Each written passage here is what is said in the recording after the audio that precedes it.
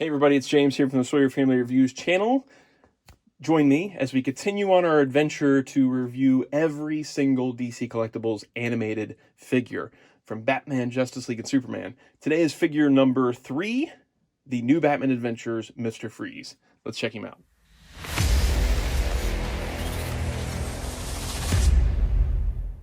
Okay, as always, let's take a look at the packaged version of Freeze first. I did want to say I went ahead and switched to the red background. I know it said on the other two, like, I meant to do the red, but now I'm doing the blue. The red feels more like Batman the Animated Series. So I'm going to take a look at it with this video, see if I dig it.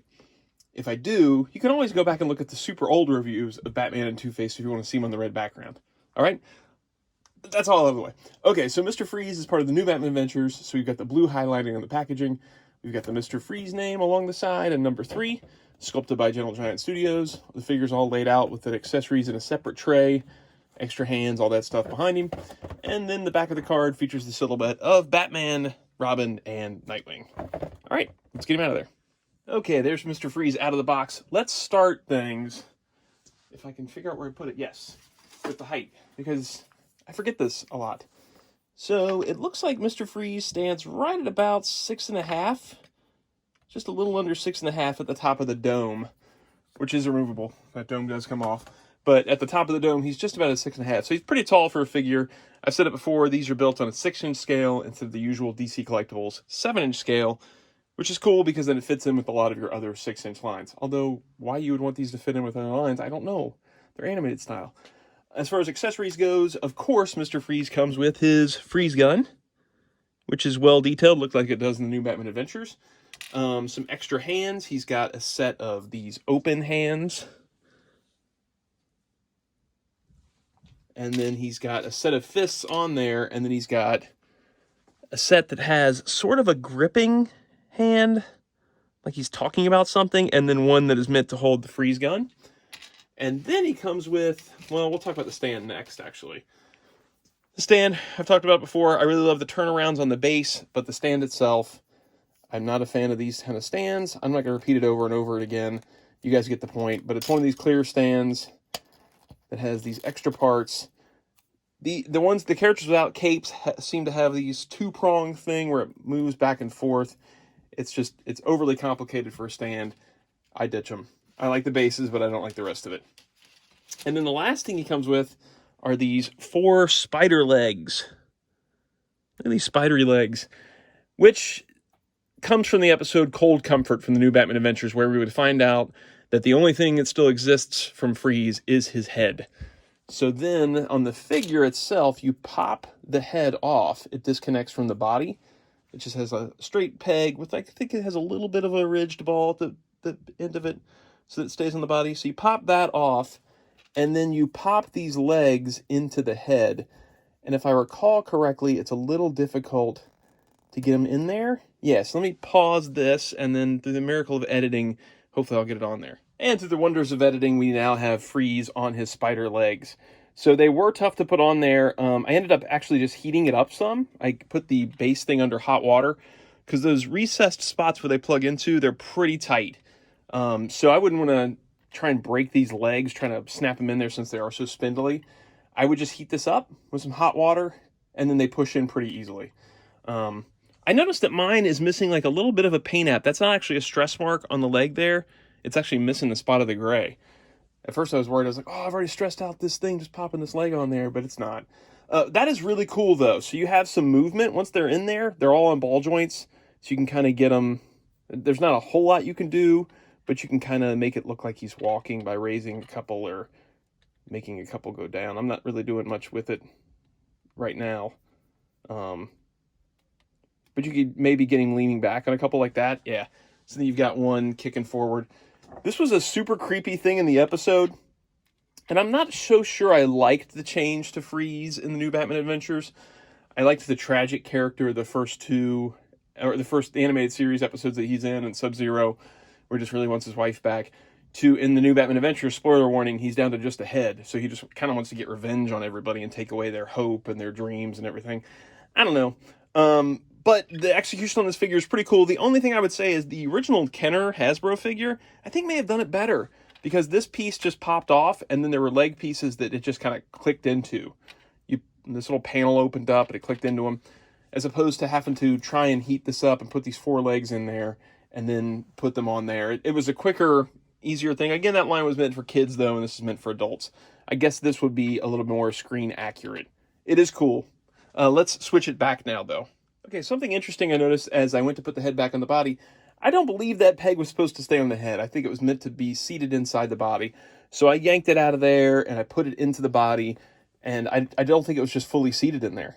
I think it's meant to stay behind, and mine just was not fully seated, and it came out with the head instead of staying in the body. And now that's a much better grip too. Like I was finding that the head wasn't staying on very good, but it's because that peg is meant to stay with the body. So if you pull yours off and the peg is in the head, it means it's not fully seated in the body and you need to get it back into the body. As you can see, I took the dome off. That way we can look at the articulation a little easier. But first, let's talk about these hip holes.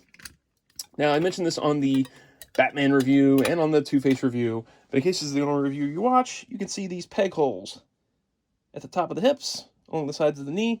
This is something DC Collectibles changed moving forward from Wave 1, where they no longer had those visible peg holes. They went back and redid Batman and Catwoman, but they did not redo New Batman Adventures, Freeze, and Two-Face, so they all have peg holes. You won't find a peg-holeless New Batman Adventures Freeze. I think it works better with him, though, because this is a robot suit anyway. You can kind of fudge it and say they're meant to be there. It doesn't work with Batman and Catwoman, so I'm glad they redid those. Okay, so let's look at this articulation here. We've got hinged ankles, and they are ratcheting. They do pivot back and forth, so you get a good range of movement there. Swivels at the top of the boot where it meets the pant leg, knee joints that are slightly ratcheting, hip joints that don't have a ton of movement. You get a little bit of back and forth, but not a lot. It's restricted by the sculpt. And they do hinge out. They are ratcheting on that hinge, so that's nice. It's a nice tight joint. We've got swivel at the mid-torso. Not a lot of movement there either. Then we've got shoulders that hinge out to there, and then they rotate around. He has that New Batman Adventures V-style chest, though. And I can't get him to rotate all the way around, actually. Yeah, you're not going to be able to go all the way around with him, I don't think. I don't want to take the chance of scraping up paint. It doesn't feel like they want to go all the way around, though. And then we've got hinged elbows that swivel where they meet the bicep. And we've got wrists that peg in, since they're interchangeable hands, so they swivel there, and they hinge in and out. And then we've got a ball-jointed head. Not a ton of movement, it's mostly just a swivel, but you do get a little bit of side to side and very little up and down. Let's put that back on the body. Now, ordinarily, this thing isn't just like falling off of there. I'm twisting this all over the place, that's why it's popping off of there. Let's do one thing really quickly here. I want to put his freeze gun in his hand. The freeze design from New Batman Adventures. I don't think it's anywhere near as strong as the original Mike Mignola design from Batman the Animated Series. I think it's a bit weaker of a design. He is maybe a little scarier looking. You know, with that gaunt face, the whole idea of his body detaching, that's all kind of cool stuff. But I just felt like Mr. Freeze was a stronger character, maybe not a stronger villain, but a stronger character in Batman the Animated Series than he was New Batman Adventures. There we go. So there he is with his freeze gun. This figure is cool, though. I would...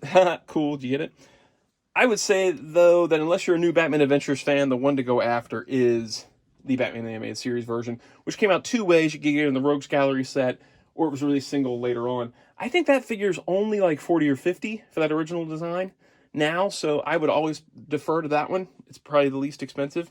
I can't remember what this one's going for now, but I can't imagine he's any cheaper than that.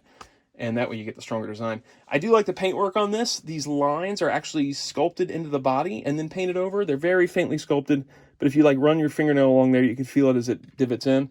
So it is strong paint apps because those lines are really tiny and they're clean. It's cool. It's more like a, I don't know, like a sci-fi space villain look, though, than what I want out of Freeze. The figure itself, though, is cool. It's a cool figure. I just wouldn't go after this one before I'd go after the original version, unless you prefer New Batman Adventures. All right, so that wraps up this one. Next up is Catwoman, and that finishes off Wave 1. I'll see you guys next time around.